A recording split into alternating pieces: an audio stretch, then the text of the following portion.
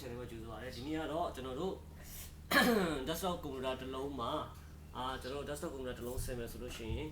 ကျွန်တော်တို့ဘာတွေပါမယ်ဘယ် component တွေပါမယ်ဘယ်လိုဆင်ရမလဲဆိုတော့အကြောင်းကိုကျွန်တော်ဒီ desktop computer ကို assembly လုပ်ရမှာဖြစ်ပါတယ် okay desktop computer ထဲမှာပါမယ်ဒီ system unit ထဲမှာပါမယ်component တွေကတော့ကျွန်တော်အရှိမ lecture တွေလည်းကျွန်တော်ပြောပေးထားပါတယ် lecture လည်းပြောပေးထားပါတယ်အဲ့ထဲမှာပါတဲ့အစိပ်ပိုင်းတွေအကုန်လုံးပဲပါမှာဖြစ်ပါတယ် okay ဘာတွေပါမလဲဆိုတော့အရင်ဦးဆုံးကြည့်အောင်ဒီဒါ main board လို့ခေါ်တယ် motherboard လို့ခေါ်တယ်တနည်းအားဖြင့် motherboard အတူကော MB လို့ခေါ်တာပေါ့နော်အဲ့တော့ motherboard ပေါ်မှာပါတဲ့အကြောင်းအရာတွေကိုလည်းကျွန်တော်ဒီ technical knowledge channel ထဲမှာကျွန်တော်ရှင်းပြထားပြီးသားဖြစ်ပါတယ်ဒါ motherboard ပါအဲ့တော့ကျွန်တော်ပြန်ပြောပါမယ်ဒီ motherboard ပေါ်မှာပါတဲ့ဒီ slot တွေsocket တွေအကြောင်းကိုကျွန်တော်အကြမ်းမြင်ပြန်ရှင်းပြပါမယ်ဒါက memory slot ပါmemory ကြောင်းစိုက်လို့ရဖို့အတွက်ပါဒါက memory ပါအဲ့တော့ memory အကြောင်းကိုဒီ memory slot မှာစိုက်ရမှာဖြစ်ပါတယ်memory slot 2 slot ပေးထားပါတယ်အဲ့တော့ general slot မှာစိုက်လို့ရပါတယ်ဥပမာဒီ memory က 2GB ပဲဆိုပါစို့နောက်ထပ် 2GB တစ်ချောင်းထပ်စိုက်ခြင်းနဲ့ဆိုလို့ရှိရင်နှစ်ချောင်းပို့ပြီးတော့စိုက်လို့ရပါတယ်ဒါပေမဲ့ကျွန်တော်lecture ထဲမှာပြောထားတဲ့အတိုင်းပဲ speed တော့တူအောင်မှာဖြစ်ပါတယ်ပြီးတော့ဒီကောင်လေးကကြတော့socket ပါဒီ motherboard socket ပါအဲ့တော့ socket type ကဘယ်လောက်လဲဆိုတော့ဒီမှာကျွန်တော်ရေးထားဒီမှာရေးထားပုံပေါ်မှာရေးထားပါတယ်1150 socket ပါအဲ့တော့150 socket ပေါ်မှာဘာ CPU တက်မလို့ဆိုတော့ကျွန်တော်တို့150 socket CPU ပဲတက်လို့ရမှာဖြစ်ပါတယ်ဒါ CPU လေးပါthe most important chip ပေါ့နော်ဒီ computer တစ်လုံးမှာအရေးအကြီးဆုံး chip ပေါ့နော်ဒါ CPU လို့ခေါ်တယ် central processing unit လို့ခေါ်တယ်တနည်းအားဖြင့် processor လို့လည်းခေါ်တယ် microprocessor လို့လည်းခေါ်ပါတယ် okay အဲ့တော့ဒီ socket motherboard socket ပေါ်မှာဒီ CPU လေးတက်မယ်ဆိုတဲ့သဘောကိုပြောတာပါ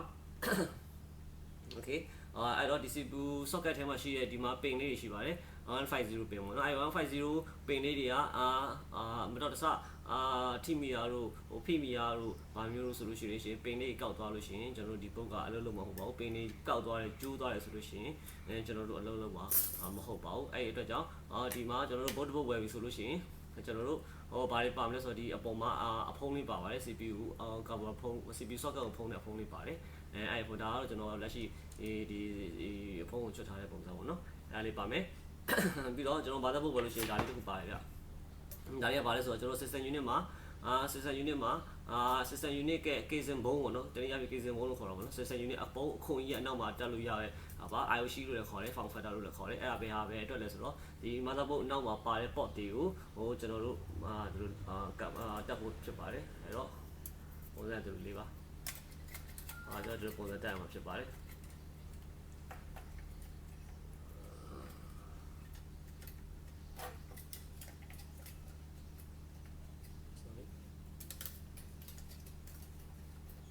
ကျွန်တော်ဒီလိုပုံစံလေးတိုင်မှာဖြစ်ပါတယ်ဒါပြီးရင်ကျွန်တော်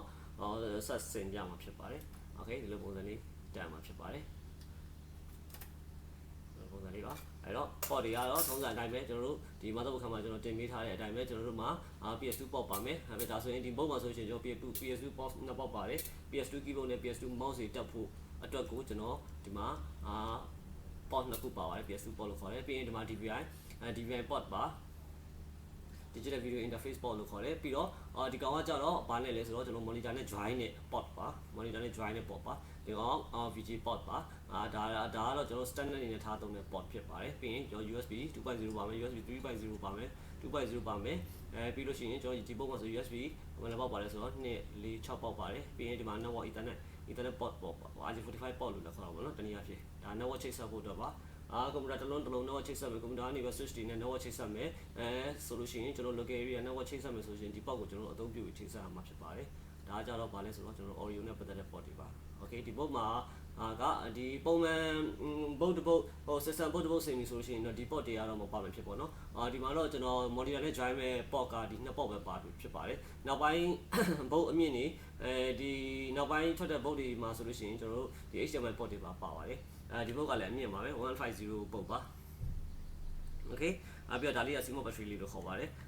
ဒီ date time တွေမမှန်တာတွေdate time တွေမမှန်တာတွေဆိုလို့ရှိရင်ကျွန်တော် BIOS setting ထဲမှာဥပမာ BIOS setting မှာကျွန်တော် date time တွေပြင်လိုက်တယ်date time တွေမမှန်တော့ဘူးကိုပြင်ထားတဲ့ဟာတွေ reset ကြောက်သွားတယ်သူ့ရဲ့ original default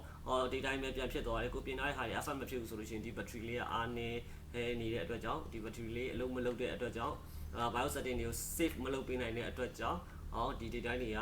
ကျွန်တော်တို့ပြောင်းလဲထားတဲ့အတိုင်းမပြောင်းလဲဘဲနဲ့ default ဖြစ်နေခဲ့သည်ရှိတော့ကျွန်တော်တို့ဒီ battery လေးကိုလဲရမှာဖြစ်ပါတယ်ဒီ battery လေးရဲ့ model က CR2032 ပါကျွန်တော်နိုင်ဆိုင်တွေမှာဝယ်လို့ရပါတယ်အဲ့တော့battery အားနေနေတဲ့အချက်တွေဆိုလို့ရှိရင်အဲ့ဒီအချက်လေးတွေကိုမူတည်ပြီးတော့ကိုယ့်ရဲ့ဒီ system ကဘာဖြစ်တယ်ဆိုတာကိုကျွန်တော်တို့သိလို့ရမှာဖြစ်ပါတယ်အဲ့တော့ data တွေမမှန်တော့ဘူးကိုပြင်ထားတာ FM မဖြစ်ဘူးဆိုလို့ရှိရင်ဒီ battery လေးကိုကျွန်တော်ဖြုတ်ပေးရမှာဖြစ်ပါတယ် model number က CR2032 ပါ okay နောက်တစ်ခုကကျတော့ဒါဆိုရင်ကျွန်တော်ဘာ slot ပြောဆိုတော့ power socket ပါ24 pin ပါ power 24 pin power socket ပါအဲ့တော့24 pin power socket ဖြစ်တဲ့ကြောင့်ဒါပါလဲဆိုတော့ကျွန်တော်တို့ system unit ထဲမှာ power supply မှာဒါပါလဲဆိုတော့ကျွန်တော်တို့ဒီ power supply ခန်းမှာကျွန်တော်ပြထားပေးတာပါအဲ့တော့24 pin socket ကိုကျွန်တော်ဘာလာတက်မလဲဆိုတော့ကျွန်တော်ဒီမှာလာတက်မှာဖြစ်ပါတယ်နောက်တစ်ခုကကျတော့ပါလဲဆိုတော့4 pin မှာ4 pin ကျတော့ဘာလာတက်မလဲဆိုတော့ကျွန်တော်တို့ဒီမှာလာတက်မှာဖြစ်ပါတယ် okay ဟုတ်ပြီပြီးတော့တက်ဆိုင်ရာဒီမှာဆိုရင် SATA port လို့ခေါ်တာပေါ့နော် SATA port လို့ခေါ်တယ် SATA hard disk တွေတက်ဖို့တော့ပါ SATA DVD drive တွေပါတက်ဖို့တော့ပါဒါဆိုလို့ရှိရင်ကျွန်တော်တို့ဒီ SATA hard disk လို့ခေါ်မယ်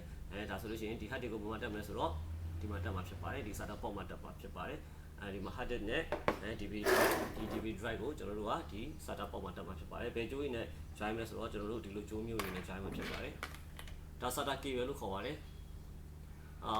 တစုံကိုကျွန်တော်တို့1500 2000လောက်တော့ရှိပါတယ်အဲ့တော့ဒီကိုယ့်အန်ကိုစိတ်ကြိုက်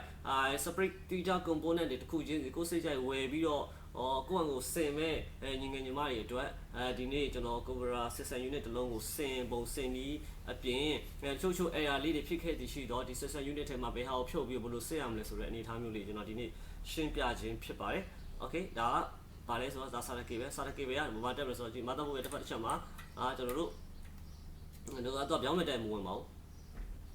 အဲ့တော့ပြောင်းမဲ့တက်လို့မရအောင်ဆိုရင်ပြောင်းမဲ့တက်လိုက်ပါအဲ့ဆိုဝင်သွားပါလိမ့်မယ်โอเคဒါဆိုဒီဘက်တစ်ဖက်မှာတက်ထားရပေါ့နော်မာသာဘုတ်မှာတက်ပြီးတော့နောက်ထပ်တစ်ဖက်မှာကျတော့ဘာတက်မလဲဆိုတော့ကျွန်တော်တို့ hard disk ဘက်မှာတက်မှာဖြစ်ပါတယ်ဆိုလေးတက်မှာဖြစ်ပါတယ်ဒီ system ဘုံထဲမှာကျွန်တော် mount လုပ်ရခဲ့သည်ရှိတော့ကျွန်တော်ဒီလိုလုပ်အောင်ဖြစ်ပါတယ်ဒါ data ကြိုးဝက်တက်ရတာဖြစ်ပါတယ်ဒီမှာ power ကြိုးလာအောင်ပါမယ်အဲ့တော့တခုသိထားမှာကဒီ separate component တွေကိုတိချာ hard disk ပဲဖြစ်ဖြစ်ကျွန်တော် motherboard ပဲဖြစ်ဖြစ်ပြီးတော့နောက်တစ်ခုက DVD drive ပဲဖြစ်ဖြစ် component တစ်ခုချင်းစီကိုဘယ်နေ power ပေးမလဲဆိုတော့ကျွန်တော်ဒီ power supply နေပဲ power ပေးမှာဖြစ်ပါတယ် okay ကျွန်တော်ဒီ power supply နဲ့ power ပေးမှာဖြစ်ပါတယ်ဒီကောင်လေးကကြတော့ကျွန်တော်တခြားလေးပြောင်းမျိုးဖြစ်ပါတယ်အဲ့တော့ဒီမှာကျွန်တော် power supply တစ်လုံးဝယ်လိုက်ပြီးအပြင်ကနေတက် power supply တစ်လုံးဝယ်လိုက်ပြီးဆိုရင်ဒီနှစ်ခုက24 pin ရှိမယ်4 pin power controller ရှိမယ်အဲ့ power controller တစ်ခုmotherboard ကို power ပေးမှာဖြစ်ပါတယ် okay သက်ဆိုင်ခုနပြောထားတဲ့အတိုင်းပဲ24 pin ဆို24 pin မှာတက်မယ်4 pin ဆို4 pin မှာတက်မယ်နောက်တစ်ခုကကြတော့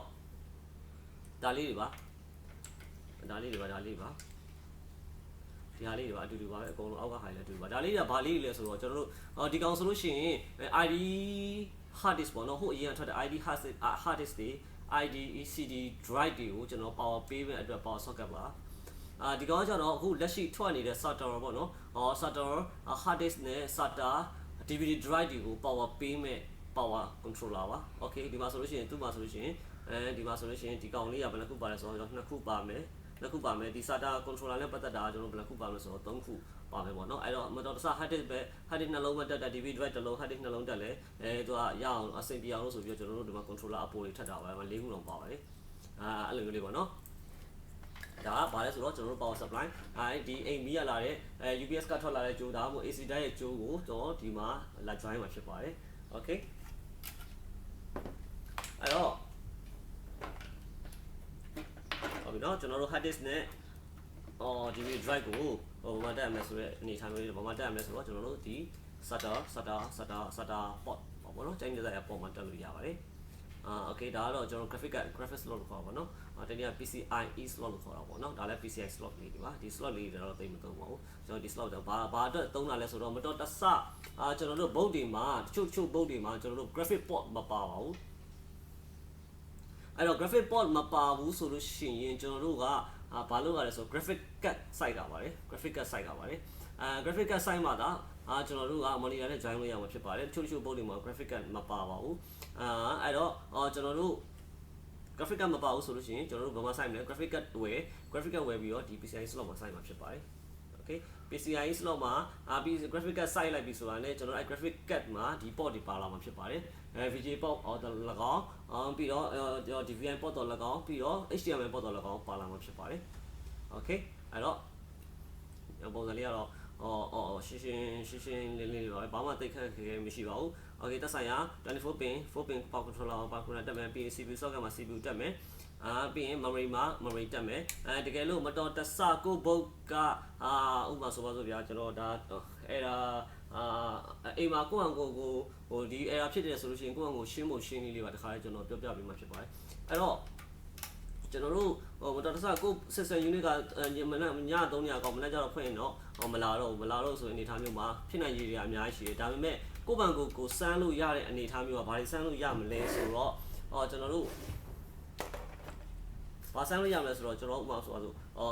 ကျွန်တော် memory တက်ပုံတက်ပြီးတော့တစ်ခါလေးပြပြလိုက်အောင်လေအဲ့တော့ memory တက်မယ်ဆိုလို့ရှိရင်ဒီမှာရှိတယ်သူ့ဘေးနားမှာရှိတဲ့ click လေးနဲ့ချောင်းအပေါ်ခလိုက်ပါဘေးအပြင်ကိုဆက်ခလိုက်ပါအဲ့တော့တိုင်းနေတက်ရမှာကျွန်တော်တို့တက်လို့ရအောင်ဖြစ်ပါတယ်အဲ့တော့ memory တက်မယ်ဆိုလို့ရှိရင်လည်းသူ့အမျိုးအစားနဲ့သူပဲတက်မှာဖြစ်ပါတယ်ဒီဘုတ်အမျိုးအစားကြတော့ကျွန်တော်တို့ DDR3 ကို support လုပ်တဲ့ memory မျိုးစားဖြစ်တယ်အဲ့တော့ကျွန်တော်တက်ထားတဲ့ memory မျိုးစားကကျွန်တော်ဒီမှာDDR3 ပါ speed ကကျွန်တော်ပြောထားတဲ့အတိုင်းပဲ 1/3 ပါ1 travel 3 speed ပါအဲ့တော့1 travel 3 speed ဆိုတော့ဖြစ်တဲ့အတွက်ကြောင့်ကျွန်တော်တို့ဒီမှာတက်မဲ့ပုံစံကကြတော့ကျွန်တော်DDR3 ကို support လုပ်တဲ့မှာတော့ DDR2 တက်လို့မရတော့ DDR4 လည်းတက်လို့မရပါဘူးအဲ့တော့ DDR3 ပဲဝယ်ရမှာဖြစ်ပါတယ် speed ကတော့နှစ်ချောင်းတက်မှာဆိုလို့ရှိရင်တော့1 travel 3ဆိုရင်နောက်တစ်ချောင်းကလည်း1 travel 3ပဲဝယ်ရမှာ1600ဆိုရင်နောက်တစ်ချောင်းကလည်း1600ပဲဝယ်ရမှာဖြစ်ပါတယ် speed ကတော့ဒီ capacity ကတော့ကျွန်တော် 2GB ပါ 2GB ထည့်ရပါတယ်အဲ့တော့တက်ပုံတက်နည်းလေးကကျွန်တော်ဒီ memory ကိုဒီလိုပြောင်းပြန်တက်လို့လည်းမရပါဘူးသူ့မှာဒီမှာကျွန်တော်ဒီမှာ marking လေးပါပါတယ်ဒီမှာအချိုင်လေးပါပါတယ်အဲ့အချိုင်အတိုင်းကိုအပေါ်ကနေပြီးထိုးထည့်အောင်ဖြစ်ပါတယ်သူကဒီလိုလေးပေါ့နော်ဒီလိုလေးကျွန်တော်တို့ထိုးထည့်အောင်ဖြစ်ပါတယ်အဲ့လိုဘေးမှာရှိတက်ဆိုင်ရာ clip နှစ်ခုကိုကျွန်တော်တို့ဘေးတစ်ဖက်ရှိကိုဟာလိုက်မယ်ဒီမှာဆိုဒီ memory ကြောင်းတက်မှာဆိုလို့ရှိရင်ဒီ memory slot မှာပေါ့နော်ဒီဘက်တစ်ခုဟာလိုက်မယ်ဒီဘက်မှာဆိုလို့ရှိရင်ဒီဘက်နှစ်ခုဟာလိုက်ပေါ့နော်ဟာပြီးတော့ကျွန်တော်တို့အပေါ်ကနေပြီးတော့တဲ့ပါပဲသူကပြောင်းပြန်တက်ခဲ့သည်ရှိတော့သူကဆွတ်ချလို့မရပါဘူးအဲ့ဒါလေးသတိထားရမှာဖြစ်ပါတယ်။ပြောင်းပြန်တက်ဆွတ်ချလို့မရပါဘူးအဲ့တော့အတက်ပဲတက်ရမှာဖြစ်ပါတယ်။ Okay တက်ပြီးတော့အပေါ်ကနေပြီးတော့ဟိုဘက်တစ်ဖက်ဒီဘက်တစ်ဖက်ကိုဖိပြီးတော့ဖိချလိုက်တာနဲ့ဒါလေးကကျွန်တော်တို့ဒီ memory တက်တဲ့ပုံစံလေးပေါ့နော်ဒါလေးmemory ပြန်ဖြုတ်ချင်တယ်ဆိုလို့ရှိရင်အဲ့တိုင်းပဲဒီတိုင်းဆွဲဖြုတ်ရင်ပြုတ်မှာမဟုတ်ပါဘူးဘေးကကလစ်ကလေးနှစ်ခုကိုအပေါ်ကိုဘေးကိုကားထုတ်လိုက်ပါသူ့ memory slot ကအပေါ်ကျွတ်လာမှာဖြစ်ပါတယ်။ဒါလေးပေါ့နော်အဲ့တော့တခါလေကြာရင်ကျွန်တော် memory loose ဖြစ်ရင်လို့ရှိရင်လည်းဒီ system unit ကအလုပ်မလုပ်ပါဘူးအဲ့တော့မတော်တဆဒီကောင်လေးကဥမာမမိတမိလေးဖြစ်နေတယ်မတော်တဆပြုတ်နေတယ်ဆိုလို့ရှိရင်ဒါကအိမ်မှာကိုယ့်ဘာကိုစစ်ပြီးတော့စိုင်းသွားတယ်မလို့ပဲကိုယ့်ကိုစစ်လို့ရတဲ့အနေထားလေးပေါ့နော်အဲ့တော့မတော်တဆမိလဲမိတယ်system unit ကတက်မလာဘူးဆိုလို့ရှိရင်တော့တကယ်လို့ memory မကောင်းဆိုလို့ရှိရင်တော့ memory လည်းပဲတကယ်လို့ memory ကောင်းmemory ကိုဖြုတ်ပြီးတော့လုပ်လို့ရတဲ့တနည်းကတော့ဒီမှာရှိတဲ့ကြီးချောင်းလေးတွေကိုကျွန်တော်တို့ဒီ cabinet လေးနဲ့အသားလေးဖောက်လေးကျွန်တော်ဖိတိုက်ပေးမှာဖြစ်ပါတယ်ဒီခဲချောင်းဒီကြီးချောင်းလေးတွေမှာကျွန်တော်တို့ဒီ G တွေပါတယ်ကတ်နေခဲ့သည်ရှိတော့ကြာလို့ G တွေပါကတ်နေလို့ခဲ့သည်ရှိတော့ကျွန်တော်တို့system unit ကလည်းတစ်ခါလေကြာရင်မတက်ပါဘူးအဲ့တော့ကြောင့်ကျွန်တော်အိမ်မှာလုပ်လို့ရတဲ့အနေထားမျိုးလေးရကြတော့ဒီ memory ကြောင်းဆေးပါဘယ်လိုဆေးရမလဲကျွန်တော်ဒီကြီးချောင်းလေးကို cabinet လေးနဲ့အသားလေးတိုက်လို့ရပါတယ်ပြီးရနဲ့ကျွန်တော်တို့သက်ဆိုင်ရာ memory slot မှာပြန်ပြီးတော့တက်ပြီးတော့ကျွန်တော်တို့ပြန်ပြီးတော့နှိုးကြည့်ပါဒါဆိုလို့ရှိရင်ကျွန်တော်တို့အိမ်မှာလုပ်လို့ရတဲ့နည်းလမ်းလေးပါโอเคအဲ့တော့နောက်တစ်ခုကကြတော့ကျွန်တော်တို့ဒါလေးကဘာလဲဆိုတော့ကျွန်တော် CPU fan လို့ခေါ်ပါတယ်ကျွန်တော်150 CPU fan လေးပါဒီမှာကျွန်တော်ဆိုရင်ပင်ရအတွက်4ပင်ပါမယ်အဲ့တော့CPU fan တက်ရမယ် socket ကဘယ်နေရာလဲဆိုတော့ကျွန်တော်တို့ဒီ motherboard တွေမှာဆိုလို့ရှိရင်ကျွန်တော်ဒီမှာပါဒီပင်4ပင်ပါဒီမှာဆိုအောက်မှာလည်းသူ့ရဲ့ label ရေးထားပါတယ် CPU fan ဆိုပြီးတော့CPU fan ဆိုပြီးတော့ကျွန်တော်တို့အောက်မှာ label လေးရေးထားမှာဖြစ်ပါတယ်အဲ့ဒီနေရာမှာကျွန်တော်တို့ဘယ်လိုတက်ရမလဲဆိုတော့ကျွန်တော်တို့ဒီ fan လေးကိုဒီလိုတက်ရမှာဖြစ်ပါတယ်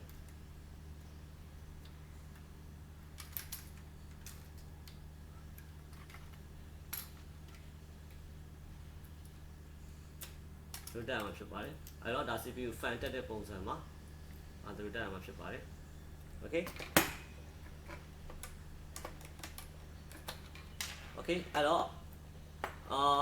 CPU fan ကိုမတက်ခင် CPU fan မှာကျွန်တော်တို့ကကျွန်တော် CPU fan ဒီ system unit ကိုကျွန်တော် CPU fan စတက်မယ်ဆိုလို့ရှိရင် ဒီ CPU ပေါ်မှာ CPU fan စတက်မယ်ဆိုလို့ရှိရင်ဒီမှာ CPU fan ရဲ့ဒီ clip တွေမှာကျွန်တော်မြားလေးရှိပါတယ်အဲ့မြားလေးတွေရဲ့ဒီမြားအချွန်လေးကိုကျွန်တော်တို့ကဒီလိုအပြင်ထုတ်ထားတယ်အပေါ်မပြီးတော့အပြင်ကိုထုတ်ထားမှာဖြစ်ပါတယ်အပေါ်မပြီးအပြင်ထုတ်ထားပြမြားလေးတွေအကုန်လုံးကိုအပေါ်မပြီးတော့ကျွန်တော်တို့အပြင်ကိုထုတ်ထားမှာဖြစ်ပါတယ်အပြင်ထုတ်ထားပြီးမှဒါကျွန်တော်တို့ဒီမှာရှိတဲ့ဥမာဆိုလို့ရှိရင်အထဲမှာဆိုတဲ့ဒီလိုခေါင်းလေးဝင်နေရပါဘူးပုံမှန်နေတာဒီလိုခေါင်းလေးဖြစ်ဒီလိုလေးဖြစ်နေရပါပါအထက်ကအနက်ဆန်လေးဟိုအပေါ်ကိုရောက်နေအောင်ဖြစ်ပါတယ်ဒါမတက်ခင်အနေထားပါတက်ပြီးသွားတဲ့အနေထားဆိုလို့ရှိရင်အနက်ကောင်းလေးကဘယ်လိုပြောရမလဲဆိုတော့ဒီလိုအထက်ကိုဝင်နေရမှာဖြစ်ပါတယ်ဒါမှသာကျွန်တော်တို့ motherboard ပေါ်မှာကျက်သွားမှာဖြစ်ပါတယ် okay အဲ့တော့ပြန်ပြီးတော့ကျွန်တော်မြားလေးကိုပြန်ပြီးတော့အပြင်ထုတ်လိုက်မှာဖြစ်ပါတယ် okay အဲ့တော့မြားလေးပါဒီမြားလေးတွေအကုန်လုံးကိုကျွန်တော်တို့အပြင်ထုတ်ထားမှာဖြစ်ပါတယ်မြားလေးအကုန်လုံးကိုအပြင်ထုတ်ထားမှာဖြစ်ပါတယ် okay အရင်ဆုံးကျွန်တော် system unit ထဲကိုကျွန်တော်တို့မောက်ဒီ motherboard တွေကိုကျွန်တော်တို့မောက်မလုပ်ခင်မှာကျွန်တော်တို့ကအရင်ဆုံး CPU ကိုကျွန်တော် CPU နဲ့ CPU fan ကိုတက်လိုက်ပေါ့နော်ကျွန်တော်တို့အဲ့တော့ CPU fan တက်မယ်ဆိုလို့ရှိရင်ဒီမှာ mouse click လေးရှိပါတယ်အဲ့ဒီကိုဘေးကိုအောက်ကိုဖိပြီးတော့ဘေးကိုအသားလေးဆွဲထုတ်လိုက်ပါဒါဆိုလို့ရှိရင်ကျွန်တော် CPU socket အဲ့ကလေးအဖောက် cover လေးပွင့်အောင်ဖြစ်ပါတယ်အဲ့တော့ CPU တက်မယ်ဆိုလို့ရှိရင်ကျွန်တော်တို့ဒီ CPU ရဲ့ဒီဘက်တောက်နှစ်ဖက်မှာကျွန်တော်တို့ဒီမှာအရာလေးရှိပါတယ်ဒီမှာတရားဟိုဘက်မှာတရားဒီ motherboard ပေါ်မှာလည်းကျွန်တော်တို့ဒီမှာတရားဟိုဘက်တရားရှိပါတယ်အဲ့ဒီတိုင်းပဲတက်အောင်ဖြစ်ပါတယ်ပြောင်းပြန်တက်ရင်သူကမဝင်ပါဘူးအဲ့တော့ကျွန်တော်တို့ဒီမှာဒီလိုပုံစံပါ okay အဲ့တော့ဟိုဘက်ဒီဘက်ကြာသွားပြီဆိုခဲ့ဒီရှိတော့ကျွန်တော်တို့ဒီမောင်းလေးဒီဟာလေးကိုကျွန်တော်ဒါလေးဖုံးလိုက်မှာဖြစ်ပါတယ်ဒါလေးဖုံးလို့ပြီးတော့ခုနပုံစံအတိုင်းကျွန်တော်တို့ပြန်ပြီးတော့တက်လိုက်မှာဖြစ်ပါတယ်ဒါဆိုလို့ရှိရင်ကျွန်တော်တို့ CPU ကို CPU ရဲ့သက်ဆိုင်ရာ motherboard ပေါ်မှာရှိ CPU socket ထဲမှာကျွန်တော်မောင်းလို့ရတဲ့သဘောပါ okay မောင်းလို့ရပြီဆိုတာနဲ့ကျွန်တော်သက်ဆိုင်ရာ CPU fan ကိုတက်မှာဖြစ်ပါတယ်အဲ့တော့သက်ဆိုင်ရာ CPU fan ကိုတက်မယ်ဆိုလို့ရှိရင်ကျွန်တော်တို့ခုနပြောထားတဲ့အတိုင်းပဲမြားတွေကိုကျွန်တော်တို့မြားကောင်းလေးတွေကိုကျွန်တော်အပြင်ထုတ်အောင်မှာဖြစ်ပါတယ်အော်မြားကောင်းလေးအပြင်ထုတ်ပြီးတော့သက်ဆိုင်ရာဒီ fan ကျိုးနဲ့သက်ဆိုင်ရာကျွန်တော်ဒီ fan ကျိုးနဲ့ဒီ motherboard မှာရှိတဲ့ 4 pin ဒီ socket နဲ့သက်ဆိုင်ရာနီးစပ်ဆုံးမှာဒီ CPU fan ကြိုက်လို့လှည့်ပြီးတော့တက်လို့ရတာဟုတ်ကြိုက်လို့တက်လှည့်ပြီးတော့တက်လို့ရတဲ့ကြောင့်မတော်တဆCPU fan ကျိုးကတိုးပြီးတော့ဒီဘက်မှာသွားတက်မိလိုက်ရှိတော့ဒီဘက်ကိုမမီမှာဆိုတဲ့အတွက်ကြောင့်ကျွန်တော်တို့အရင်ဆုံးတက်မယ်ဆိုလို့ရှိရင်သူ့ရဲ့ socket ကျိုးနဲ့မှီအောင်လို့ကျွန်တော်ဒီဘက်မှာပဲအနည်းဆုံးထားပြီးတော့တက်မှာပေါ့နော်အဲ့တော့ကျွန်တော်တို့ CPU fan ကိုခေါင်းတွေလည်းထုတ်ပြီးသွားပြီအပြင်ကိုထုတ်ပြီးသွားပြီဆိုလို့ရှိရင်ကျွန်တော်တို့ကဒီမှာကျွန်တော်တို့ CPU socket ရဲ့ပတ်ချ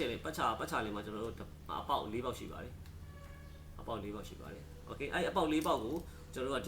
ဒီခေါင်းလေးတွေကိုကျွန်တော်တို့ကထိုးထည့်ရမှာဖြစ်ပါတယ်โอเคတက်ဆိုင်မြားလေးကိုလည်းအပြင်ထုတ်ထားအောင်မေးပါနဲ့အဲ့တော့ကျွန်တော်တို့ဒီမှာအပေါက်၄ပေါက်ကိုတက်ဆိုင်ရထဲမှာကျွန်တော်ထိုးထည့်လိုက်ပါပြီထိုးထည့်လိုက်ပြီဆိုတာနဲ့ကျွန်တော်တို့ဒီမှာတွေ့လာအနက်ရောင်လေးတွေမရှိပါဘူးအဖြူရောင်လေးတွေဝင်သွားတဲ့အနေအထားမျိုးပါဖြူရောင်လေးတွေပဲတက်ဆိုင်ရအပေါက်၄ခုတွေဝင်သွားတယ်တခြားလေးထိုးထည့်မှာဖြစ်ပါတယ်ဒီအစံလေးတွေကကျိုးတက်ပါတယ်ဒီ CPU အောက်ကဒီ click လေးကကျိုးတက်ပါတယ်အဲ့ဒီတော့ကြောင့်တခြားလေးကျွန်တော်တို့တက်ပေးရမှာဖြစ်ပါတယ်အဲ့တော့ဒီလိုပုံစံဖြစ်သွားမှာဖြစ်ပါတယ်အဲ့တော့ဖြစ်သွားပြီဆိုလို့ရှိရင်ကျွန်တော်တို့တက်ဆိုင်ရခုနမြားလေးတွေကိုကျွန်တော်အပြင်ထုတ်ထားတယ်click လေးရှိပါတယ်အဲ့ click လေးကိုတက်ဆိုင်ရအပေါ်ကနေပြီးတော့ကျွန်တော်ဒီဟာ၄ခုတေးချပြီးဝင်သွားပြီဆိုမှသာကျွန်တော်တို့သက်ဆိုင်ရာဒီ click ၄ခုစလုံးအပေါ်ကနေပြီးတော့ဖိချမှာဖြစ်ပါတယ်ဒါဆိုလို့ရှိရင်ဒါ CPU fan တက်ပုံတက်နေလေးပါအဲ့တော့ okay ဒါဆိုရင်တက်ပုံတက်နေလေးပါokay တကယ်လို့ဒါဆိုရင်ကျွန်တော်မြားတွေကိုအပြင်ကိုထုတ်ထားတယ်တကယ်လို့ပြန်ဖြုတ်ချင်တယ်ဆိုခဲ့ဒီရှိတော့ကျွန်တော်မြားတွေကိုဥမာသက်ဆိုင်ရာဒီ tester လေးနဲ့ပဲဖြစ်ဖြစ်လက်တန်တဲ့လူအောင်လက်နဲ့ပေါ့နော်ဒီလေးအထက်ကိုပြန်ထည့်လိုက်ပါအထက်ကိုပြန်ထည့်လိုက်မယ်အထက်ကိုပြန်ထည့်မြားတွေကိုအထက်ပြန်ထည့်မယ်မတက်ခင်မှာမြားတွေကိုအပြင်ထုတ်မယ်တက်ပြီးသွားလို့ပြန်ဖြုတ်ချင်မြားတွေကိုအထဲပြန်ထည့်မှာဖြစ်ပါတယ်ဒီလိုလေးပေါ့နော်အထဲကိုပြန်ထည့်ပြီးတော့ဒီ CPU ရဲ့မျက်နှာပြီးတော့လက်မလေးနဲ့ဖိပြီးတော့ဒီလို click လေးကိုဆွဲလိုက်ပါဒီ click လေးကိုဆွဲလိုက်မယ် okay အဲ့တော့လေးဘက်လေးနဲ့ကျွန်တော်တို့ပြန်ဆွဲရအောင်ဖြစ်ပါတယ် okay လေးဘက်လေးနဲ့ဆွဲပြီးတော့ဒါလေးကိုဒီလက်ကလေးနဲ့တွန်းထားပြီးတော့ဒီလက်မနဲ့လည်းညှို့သုံးပြီးတော့ဒီလိုလေးဖြုတ်လို့ရပါတယ်ဒီလိုဖြုတ်လို့ရပါတယ်okay ဒါဆိုလို့ရှိရင်ဒါ CPU ဒီ system unit မှာရှိတဲ့ဒီ motherboard မှာရှိတဲ့ CPU fan ဖြုတ်နည်းတက်ပုံတက်နည်းပါ okay ပြန်တက်မှာဆိုလို့ရှိရင်ကျွန်တော်မြားတွေပြန်လုပ်ရမှာဆိုတော့အပေါ်မပြီးတော့အပြင်ကိုပြန်ထုတ်အောင်ဖြစ်ပါတယ်ပြန်ထုတ်အောင်ဖြစ်ပါတယ်အပြင်ပြန်ထုတ်အောင်ဖြစ်ပါတယ် okay အဲ့တော့ကျွန်တော်ပြန်တက်မှာဖြစ်ပါတယ်လက်ဆိုင်ရခေါင်းလေးအကုန်လုံးတက်လိုက်ပြီအကိုကြီးခေါင်းလေးအကုန်လုံးအဲမှာအဖြူအောင်အဆန်လေးတွေအကုန်လုံးဝင်သွားပြီ socket တရှိတော့အပေါ်ကနေဘာလုပ်မလဲကျွန်တော်ဖိချမှာဖြစ်ပါတယ် okay ဒါဆိုလို့ရှိရင် CPU fan ကလုံးဝမလုပ်ဘဲနဲ့ငြိမ်နေမှာဖြစ်ပါတယ်မတော်တဆဒီကောင်အဓိကဒီကောင်မငြိမ်ဘူးဆိုလို့ရှိရင်ဥပမာ CPU မျက်နှာပြင်နဲ့ CPU fan အောက်ချိန်နဲ့လုံးဝကတ်နေရမှာဖြစ်ပါတယ်အဲ့လိုကတ်နေမှဒါကျွန်တော်ဒီ CPU က heat မတက်မှာဖြစ်ပါတယ် heat တက်ခဲ့ဒီကျွန်တော် system ဟန်းတာလို့ system အလုံးမလုပ်တာလို့ CPU လောင်တာလို့ဖြစ်တတ်ပါတယ်ဘာလို့လဲဆိုတော့ဒီ CPU fan ကဒီ CPU cooling system ပေးထားတဲ့သဘောပါCPU အလုံးလုံးလာတဲ့ပုံမှန်လားသူရဲ့ဒီ calculation တွေများလာတဲ့ပုံမှန်လား CPU က heat အရင်တက်ပါတယ် heat အရင်တက်တဲ့ဟာကိုဒီကောင်ကဒီ fan လေးနဲ့ကျွန်တော်တို့အပူမတက်အောင်လို့ over heat မဖြစ်အောင်လို့ဆိုပြီးတော့ကျွန်တော်တို့ကဒီ fan လေးတက်ထားတာဖြစ်ပါတယ်အဲ့တော့သက်ဆိုင်ရာ fan ကလည်းကျွန်တော်တို့ဒီ fan ကို RPM နဲ့တိုင်းတာပေါ့နော်သက်ဆိုင်ရာ fan RPM နဲ့ပြည့်ရမယ်ပြီးရင်ဒီ CPU မျက်နှာပြင်နဲ့ကျွန်တော်တို့ဒီအောက်ချိန်တွေကကျွန်တော်တို့လုံးဝကျွန်တော်တို့ကတ်နေရမှာဖြစ်ပါတယ်အဲ့တော့ခုနကျွန်တော်တခုပြောဖို့ကြံခဲ့ပါတယ်။ဘာကြံခဲ့လဲဆိုတော့ကျွန်တော်တို့ဒီ CPU ဖြုတ်လိုက်ပါမယ်။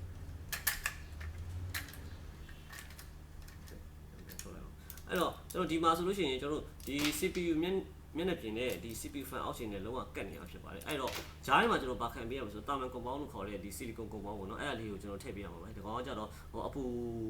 heat မတက်အောင်ဆိုပြီးတော့ထားတဲ့အရီလို့ခေါ်ပါဘောနော်ပြစ်ချွဲနဲ့ကျွန်တော်ခဲအောင်လာမယ်ခဲအောင်လေးပေါ့နော်အဲ့ခဲအောင်ရီလေးကိုကျွန်တော်ဒီမှာစုပ်ပေးရမှာဖြစ်ပါတယ်အဲ့စုပ်ပေးပြီးတော့မှဒါကျွန်တော်တို့ CPU fan ကိုတက်မှာဖြစ်ပါတယ် okay အဲ့ဒီက CPU fan ဝယ်လို့ရှိရင်လည်းသူ့မှာ original ကဒီအောက်ချိန်မှာပါပြီးသားပါမပါရင်လည်းဆိုင်နေမှာဝယ်လို့ရပါတယ်တပူ1500လောက်ပဲရှိပါတယ်ဟို heat တက်နေပြီဆိုလို့ရှိရင် CPU fan မိလေးဆက်ရမှာဖြစ်ပါတယ် okay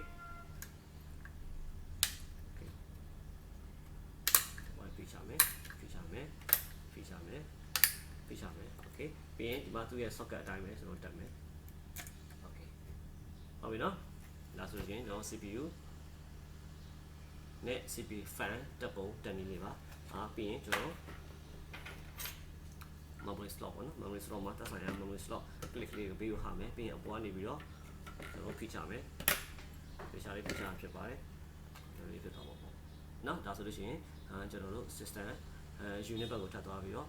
ကျွန်တော်တို့ system unit ပုံအခုံပေါ့နော်ပုံအခုံထဲမှာဒီကောင်ကြီးမောက်လို့မှာဖြစ်ပါတယ်အဲ့တော့ကျွန်တော်တနေ့က power နဲ့ပတ်သက်တဲ့ power panel P panel F panel GFP1 ဆိုတဲ့ power panel နဲ့ပတ်သက်တဲ့ဟာလေးကျွန်တော်ပြောထားတာဖြစ်ပါတယ်အဲ့တော့ဒီမှာဆိုလို့ရှိရင်လည်းသူက F panel လို့ပြောထားတာဖြစ်ပါတယ်အဲ့တော့ဒါက power ကျွန်တော်တို့ဒီ system unit ပုံအခုံကြီးမှာပါတဲ့ကျိုးလေးတက်ဖို့အတွက်ပါဒီကောင်ဆိုလို့ရှိရင်ကျွန်တော် USB တက်ဖို့အတွက်ပါဒါဆိုလို့ရှိရင်ဒါဆိုတော့ AFB ဆိုတော့ဒီကောင်ဆိုလို့ရှိရင်ကျွန်တော် audio port ပေါ့နော်ဒီ system unit က front panel မှာရှိတဲ့ audio port အလုပ်လုပ်မယ်ဆိုလို့ရှိရင်ဒါလေးကိုတက်မှာဖြစ်ပါတယ်ဒါကြောင့် front panel မှာရှိတဲ့ USB system unit ကအရှိရ USB ကိုသုံးဖို့ပြုကျင်နေဆိုလို့ရှိရင်ဒီ port တွေမှာတက်မှာဖြစ်ပါတယ် okay နောက်တစ်ပိုင်းကကျွန်တော်ဒီ system unit ထဲမှာပါတဲ့ကြိုးတွေနဲ့ system unit ထဲမှာကျွန်တော်ဒီ component တွေကို mount လုပ်ပြမှာဖြစ်ပါတယ်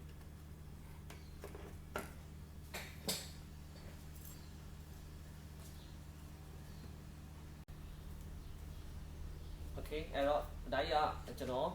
ပုံအခုံကြီးပေါ့နော် system unit အခုံကြီးပါအဲ့တော့ system unit အခုံထဲမှာမှကျွန်တော်တို့ကခုနကပြောတဲ့ကျွန်တော် motherboard တို့CD drive တို့ hard disk တို့ကိုကျွန်တော်တို့mount လုပ်မှာဖြစ်ပါတယ်အဲ့တော့ကျွန်တော်တို့ဒီတီးခြားကိုယ့်ကိုစိတ်ကြိုက်CPU ဘလောက်graphic card ကဘလောက် gig ပေါ့နော်တီးခြား separate တီးခြား component တွေတစ်ခုချင်းစီကိုနဲ့ကျွန်တော် system ဘုံ branded မဟုတ်ဘဲနဲ့ကျွန်တော် system ဘုံတဘုံဆင်ကျင်တယ်ဆိုလို့ရှိရင်ကျွန်တော်တို့အပြင်နေ system ဘုံတက်ဝယ်ရမယ်ကျွန်တော်တို့ motherboard ကိုကိုယ်စိတ်ကြရွေးဝယ်လို့ရတယ် graphic card ကိုလည်းကျွန်တော်ကိုယ်စိတ်ကြရွေးဝယ်လို့ရမယ်ကျွန်တော် memory ကိုလည်းကိုယ်စိတ်ကြဘယ်လောက် KB ယူမလဲ 4KB ယူမလား 8KB ယူမလားကျွန်တော်တို့ရွေးပြီးတော့ကျွန်တော်တို့ဝယ်လို့ရပါတယ်အဲ့တော့ရွေးပြီးတော့ကျွန်တော်ဝယ်လို့ရတာဖြစ်တဲ့ကြောင့်ကိုယ့်ရဲ့စိတ်ကြိုက် system unit တစ်လုံးကိုဆင်ကျင်တဲ့ညီမငယ်အတွက်ကကျွန်တော်ဒီလိုပဲပြုလုပ်အောင်ဖြစ်ပါတယ်အဲ့တော့ဒါ system ဘုံတဘုံပါအခွန်မှာတော့မပေါ့ဘူးအဲ့တော့သူ့ရဲ့အနောက်မှာသက်ဆိုင်ရာကျွန်တော်တို့စကူတွေရှိမယ်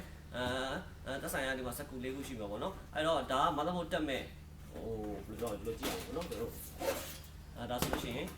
ဒီကောင်ကဒီ motherboard ရဲ့ port တွေထားမယ့်နေရာပေါ့နော်အဲ့တော့ခုနကကျွန်တော်တို့ motherboard ဝင်ရင်ပါတဲ့ဒီ form factor ကိုကျွန်တော်ဒီနားမှာတက်ရမှာဖြစ်ပါတယ်အဲ့တော့ system ဘုံတစ်ပုံကိုဖွင့်တော့မယ်ဆိုလို့ရှိရင်ကျွန်တော်တို့ဒီအပေါက်ပါတဲ့ဘောက်ကိုအောက်မှာထားမှာဖြစ်ပါတယ်ဒီအပေါက်ပါတဲ့ဟာကိုကျွန်တော်တို့ကအောက်မှာထားပြီးတော့ဒီမှာသက်ဆိုင်ရာစကူ၄လုံးရှိတယ်အဲ့တော့ကျွန်တော်ကအပေါ်ဘက်ဒီအပေါက်ပါတဲ့ဟာရဲ့ဒီကျွန်တော် IO ရှိတက်မဲ့ဒီ IO form factor တက်မဲ့ဟာရဲ့အပေါ်ကစကူနှလုံးဒီပါချင်ကိုဖြုတ်အောင်ဖြစ်ပါတယ်အဲ့တော့ဒီစကူနှလုံးကိုကျွန်တော်တို့ဖြုတ်လိုက်မယ်โอเคတော့ပြီးတော့ system ဟောအနောက်ဒီလက်မလေးနဲ့ကျွန်တော်အနောက်ကိုတွန်းလိုက်မှာဖြစ်ပါတယ်တွန်းပြီးတော့ကျွန်တော်ဖွင့်အောင်ဖြစ်ပါတယ်ကျွန်တော် set file လို့မရပါဘူးအဲ့တော့ဒါကပုံနဲ့ဘာမှမရှိပါဘူးပုံနဲ့ကြိုးလေးပဲရှိပါတယ်ပုံနဲ့မှာကြိုးလေးပဲရှိမှာဖြစ်ပါတယ်โอเคအဲ့တော့ဘာကြိုးတွေပါလဲဆိုတော့ကကျွန်တော်ဟိုတနေ့ကကျွန်တော် motherboard ဟိုဖြုတ်တဲ့တက်တော့ဟိုတနေ့ကကျွန်တော် lecture လေးမှာတော့ဒီtutorial လေးမှာကျွန်တော်ပြောထားပြီးသားဖြစ်ပါတယ်ဒီမှာကြိုးလေးကြိုးပါမယ်အဓိကဒါကကြတော့ကျွန်တော်ဒီ system unit ရဲ့ front panel လို့ခေါ်တဲ့အရှေ့က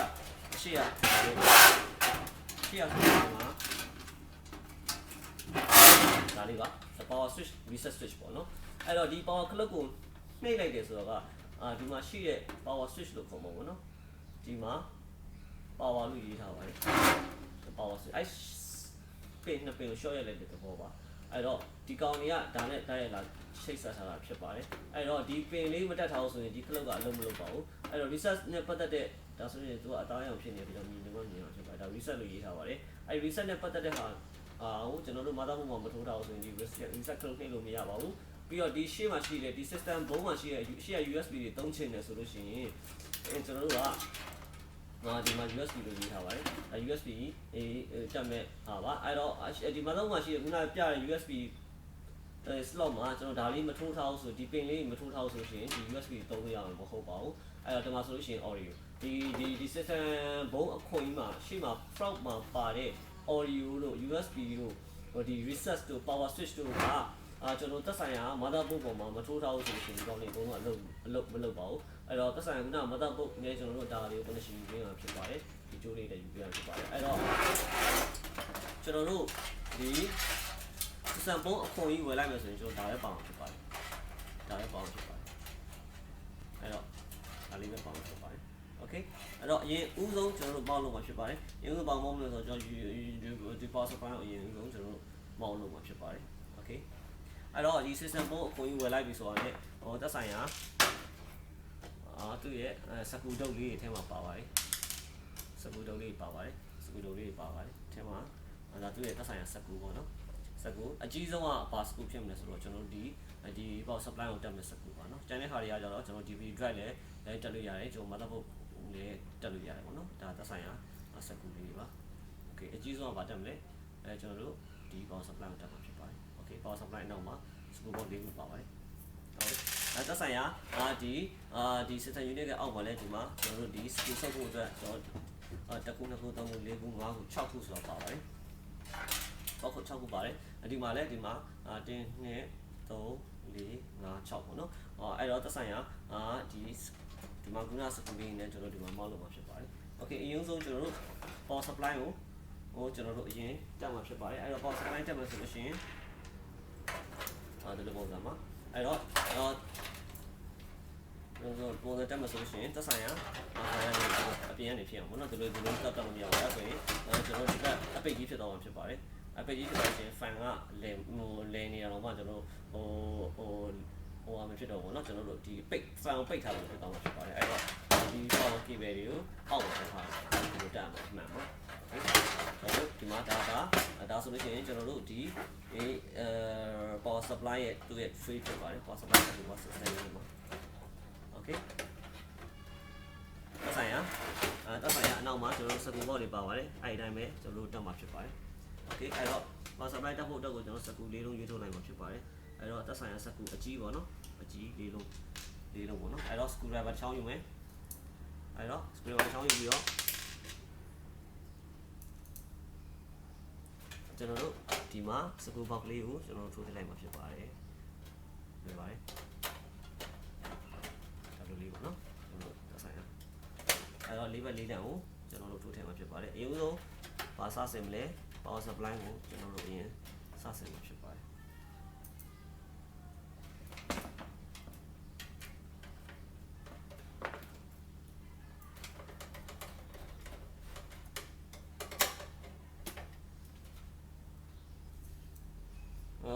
crossing နှလုံးလောက်ဆွဲလိုက်လေရပါတယ်ဒါပေမဲ့စကူရှိတယ်ဆိုရင်တော့ procedure ရတော့၄လုံးအပြည့်ဆွဲလိုက်ပါ okay ဒါဆိုလို့ရှိရင်ကျွန်တော်တို့ power supply ကိုကျွန်တော်စစ်စမ်း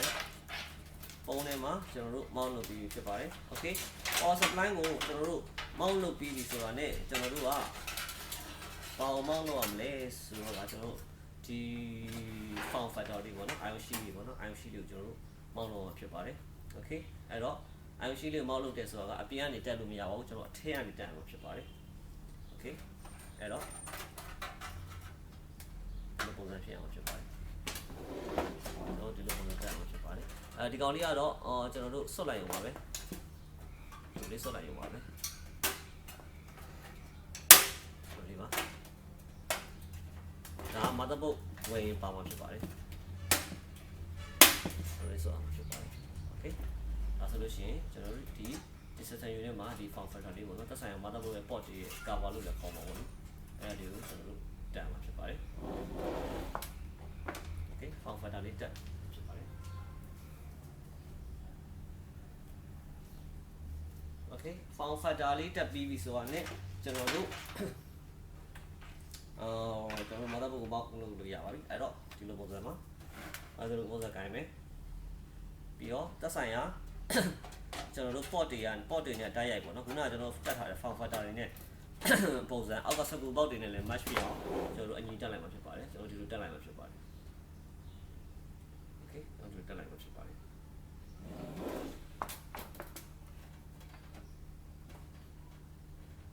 okay ကျွန်တော်တက်ပြီးတော့သက်ဆိုင်ရာသူ့ရဲ့စကူလေးတွေကျွန်တော်ခုနကပြထားတဲ့စကူ6လုံးစုပ်ပြအောင်ဖြစ်ပါတယ်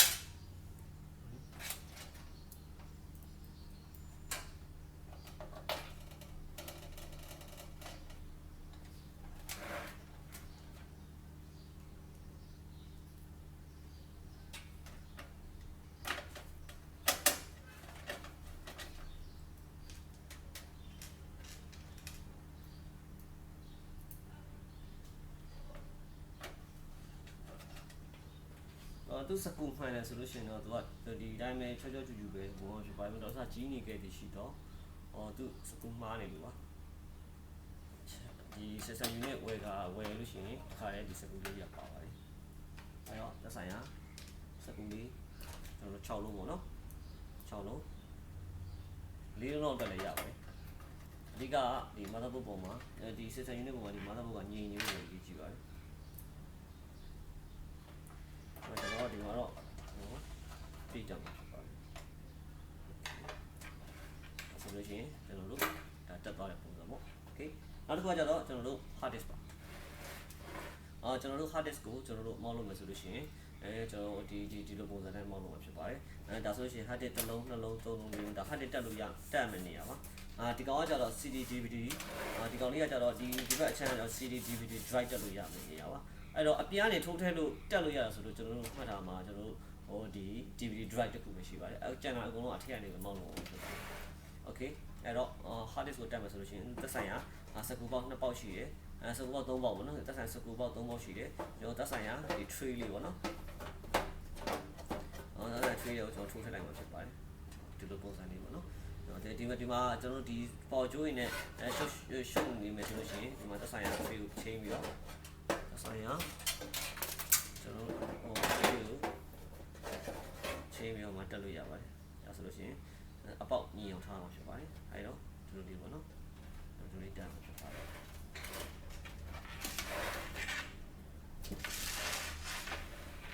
နော်ဒီလိုလေးတက်မှာဖြစ်ပါတယ်ဒ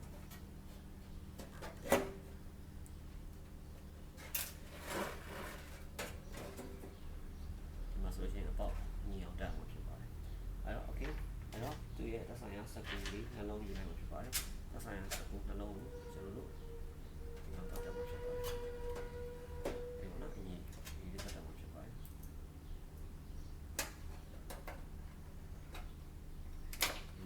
ါဆိုလို့ရှိရင်အဲ့ဒါသက်ဆိုင်ရာ hard disk ကိုသူ့ tray ထဲထည့်လိုက်ပြီ okay နောက်တစ်ခါကျတော့ကျွန်တော်တို့သက်ဆိုင်ရာဘာတက်မလဲဆိုတော့ကျွန်တော်တို့ TV drive ပေါ့နော်ကျွန်တော်တို့ဒီ CD ခွေကူးမယ်ခွေကြည့်မယ်ဒီ TV drive လေးဝယ်အောင်ဖြစ်ပါတယ် TV drive ဝယ်လို့ရှိရင် ကျွန်တော်တို့ system ပုံးဝင်လို့ရှိရင်ရှေ့မှာကျွန်တော်တို့ဒီရှေ့မှာ DVD drive တက်လို့ရမယ် tray ပါပါတယ်အဲ့တော့ဒီကတော့ပုံမှန်အသစ်ဝယ်ပြီဆိုလို့ရှိရင်ကျွန်တော်ဒီလိုပိတ်ထားအောင်ဖြစ်ပါတယ်အဲ့တော့ကျွန်တော်ခွာထုတ်လို့ရပါတယ်ကျွန်တော်ဒါခွာထားတဲ့ပုံစံမှာခွာထားရတော့ကျွန်တော်က DVD drive တစ်လုံးမှတက်မှာဖြစ်တဲ့အတွက်ကြောင့်ဒီတကန့်နဲ့ခွာထားတဲ့ပုံစံမှာ okay အဲ့တော့ကျွန်တော်ဒီ DVD drive ရဲ့အတက်အနေထားပေါ့နော်ဒီစာကြောင်းအတက်အနေထားဒီထဲကနေထုတ်ထည့်မှာဖြစ်ပါတယ်ဒီလိုလေးအညီထိုးထည့်လိုက်မှာဖြစ်ပါတယ်ဒီပုံစံလေးပေါ့နော်အညီလေးထိုးထည့်လိုက်မယ်ဒီလေးထိုးထည့်ပြီးသွားတယ်ကျွန်တော်တို့ဘယ်လိုပုံစံဖြစ်အောင်လဲဆိုတော့ဒီ system ဒီလေးရsystem ကျွန်တော်တို့ဒီထဲမှာကျွန်တော်တို့ဒီမှာစကူအပေါက်အောက်၄ပေါက်နဲ့ကျွန်တော်တို့ဒီလိုပုံစံတက်အောင်မယ်အဲ့ဒီတိုင်းပဲကျွန်တော်တို့ခုနအတိုင်းပဲကျွန်တော်တို့စကူ၄ပေါက်ပါတယ်ဒါပေမဲ့ကျွန်တော်တို့ crossing 2ပေါက်လောက်ဆိုရင်တော့လုံးလောက်ပါတယ်ဟိုပြန်ဖြုတ်တဲ့ခါကျရင်စကူတွေအများကြီးဖြုတ်နေအောင်ဖြစ်ပါတယ်အဲ့တော့ဒီမှာကျွန်တော်တစ်ပေါက်ဆွဲလိုက်မယ်ဒီကောင်လေးက tray ဖြစ်တဲ့အတွက်ကြောင့် adjust လုပ်လို့ရပါတယ်အပေါက်မငြိဘူးရှေ့တိုးနောက်ဆုတ်လုပ်ပြီးတော့အပေါက်ချိန်ကြည့်လို့ရပါတယ်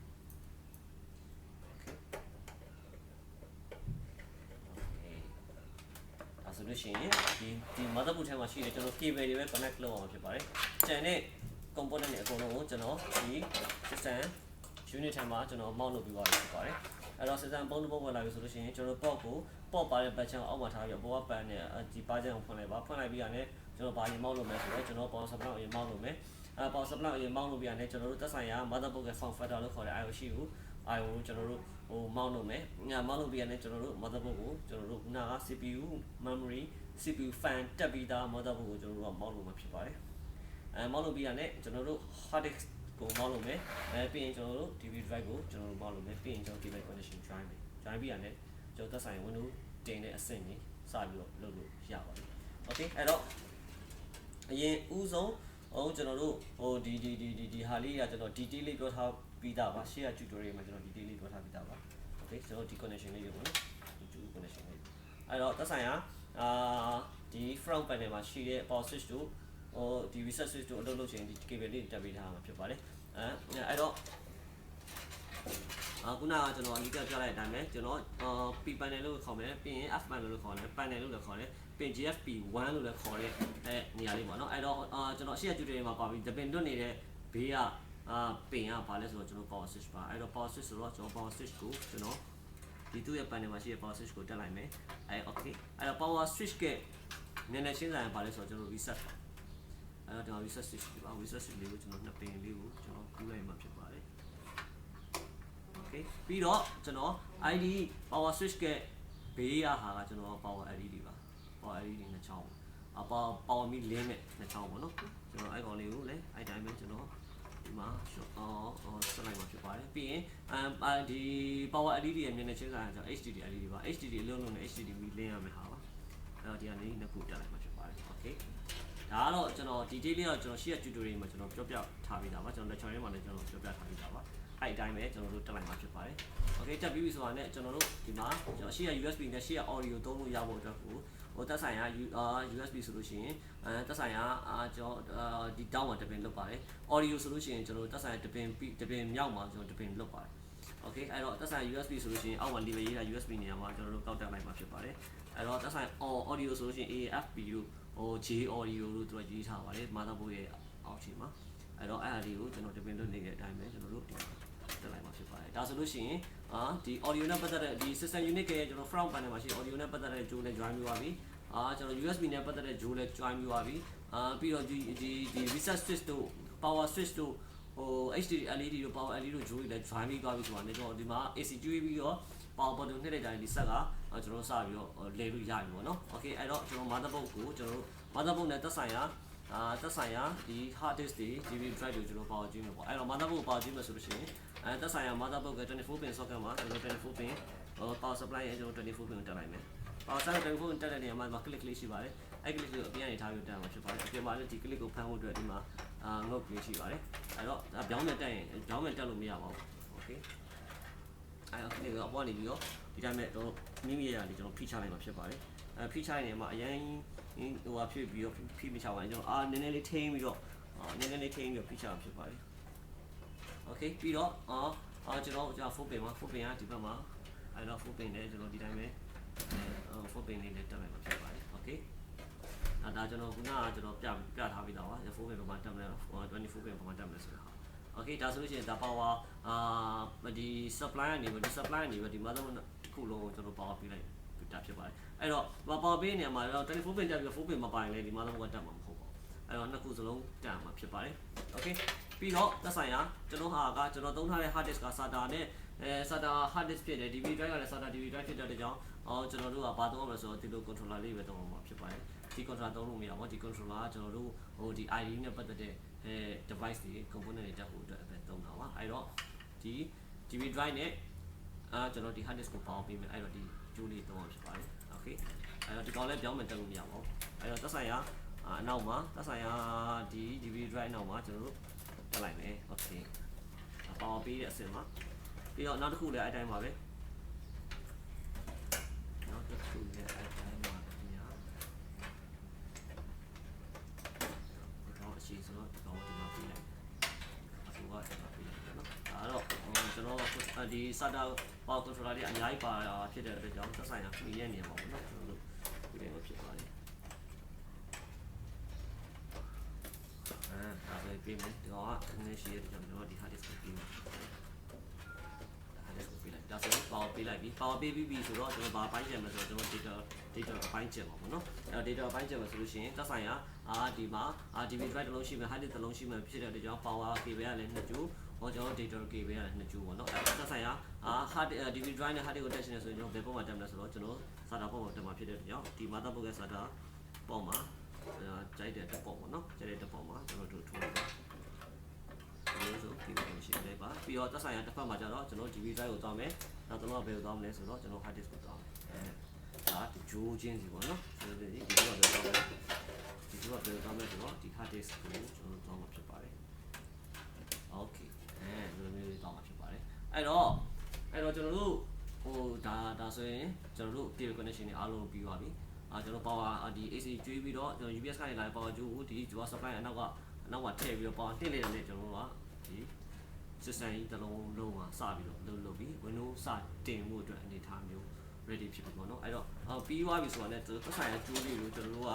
သက်ဆိုင်ရာ cable tie လို့ခေါ်တဲ့ cable tie လေးနဲ့ကျွန်တော်တို့ကရှင်းပြီးတော့တစ်စုတစ်စည်းရဲ့ကျွန်တော်တို့တက်ရဲ့လေးရှင်းပေးထားလိုက်ရင်ကျွန်တော်တို့ပို့ပြီးတော့ကျွန်တော်တို့အဆင်ပြေမှာဖြစ်ပါတယ်ဘာဖြစ်လို့လဲဆိုတော့ကျွန်တော်တို့ဒီကျိုးလေးရောင်တော်တော်စကျွန်တော် CPU fan မှာတွားပြီးညှိနေတာမျိုးလို့ပါလို့ဆို fan မလဲဘူးဆိုလို့ရှိရင်လည်း CPU fan CPU က heat တက်မှာဖြစ်ပါတယ်အဲ့တော့သက်ဆိုင်ရာကျိုးလေးတွေဒီလို cable tie အဖြူလေးတွေရှိပါတယ်ဒီလို cable tie အဖြူလေးတွေပဲတော့တော့ကောကျိုးလေးတွေနဲ့တော့ကောဒီလိုတစ်စုတစ်စည်းရဲ့ကျွန်တော်တို့ခြီးပြီးတော့ဒီထဲမှာရှုပ်ပွားနေတဲ့ဟာလေးတွေကိုကျွန်တော်တို့ဒီ cable သက်ဆိုင် cable tie လေးနဲ့ရှင်းပေးလိုက်ပြီဆိုလို့ရှိရင်ကျွန်တော်ရှင်းနေနဲ့ကျိုးတွေလည်းမညှိစေတော့ပါဘူး okay ကျွန်တော်ဒီမှာဆိုလို့ရှိရင်လည်းသက်ဆိုင် cable tie လေးပေါ့နော်သက်ဆိုင် cable tie လေးနဲ့ကျွန်တော်ကျိုးလေးနော်သက်ဆိုင်ရာဘာဖြစ်လို့ဆိုတော့ကျွန်တော်သက်ဆိုင်အနိက fan ကကျွန်တော်ဒီ CPU fan တစ်ခုရှိတာဆိုတော့ဒီမှာဒီ power supply နဲ့တော့သွားပြီးတော့ကျိုးတွေကတော့မညက်တော့ပါဘူးဒီ CPU fan နဲ့ညက်နိုင်တဲ့အနေအထားမျိုးရှိရတဲ့ကြောင့်သက်ဆိုင် cable tie လေးနဲ့ကျွန်တော်ဒီလိုတိုင်းလိုက်မှာဖြစ်ပါတယ် okay တိုင်းပြီးတော့တိုင်းဖြတ်လိုက်မှာ okay ဒါဆိုလို့ရှိရင်ကျွန်တော်တို့ဒီ system ပုံsystem unit တစ်လုံးမှာသက်ဆိုင်ရာ component တွေထည့်ပြီးတော့ကျွန်တော်ဆင်အောင်ဖြစ်ဆင်ပြီးသွားပြီဖြစ်ပါတယ်okay အဲ့တော့ကျွန်တော်တို့သက်ဆိုင်ပြပါကြအောင်ကျွန်တော်ဒီအားလဲကျွန်တော်တို့ဒီ system unit အခေါ်လို့ရှိရင်သက်ဆိုင်ရာဒီ fan ပေါ့နော် system ဒီ device တွေကို cooling system ပေးဖို့အတွက်ပေါ့နော်အေးပေးဖို့အတွက်ကိုကျွန်တော်တို့ကဒီဟာလေးပါပါတယ်အဲ့တော့ fan ကဘာမှတက်လို့ရလဲဆိုတော့သက်ဆိုင်ရာခုနကကျွန်တော်ပြောတဲ့ကျွန်တော်ဒီမှာတက်လို့ရပါတယ်ဒီလိုတက်ထားခဲ့သည်ရှိတော့ကျွန်တော်တို့ကဒီ fan လေးကလေပါပေါ့နော်အဲ့ဒီအနေထားမျိုးလေးပါဒီမှာတော့ကျွန်တော်တို့မတက်ပါဘူးဆိုတော့ဒီ fan မကောင်းတဲ့အတွက်တက်ထားပါโอเคဒါဆိုလို့ရှိရင်ကျွန်တော်တို့ဘာကြောင့်ပြန်ဖုံးမှဆိုလို့ရှိရင်သက်ဆိုင်ကျွန်တော်တို့ဒီလိုလေးနဲ့ရှင်းတယ်ပြီးရင်ကျွန်တော်တို့အထက်ကိုထိုးထည့်လိုက်မှာဖြစ်ပါတယ်ဒါတော့ကျွန်တော်တို့သက်ဆိုင်ရာစကူနှလုံးပေါ့နော်ဆိုင်ရာစကူနှလုံးကိုကျွန်တော်တို့ကျလိုက်မှာဖြစ်ပါတယ်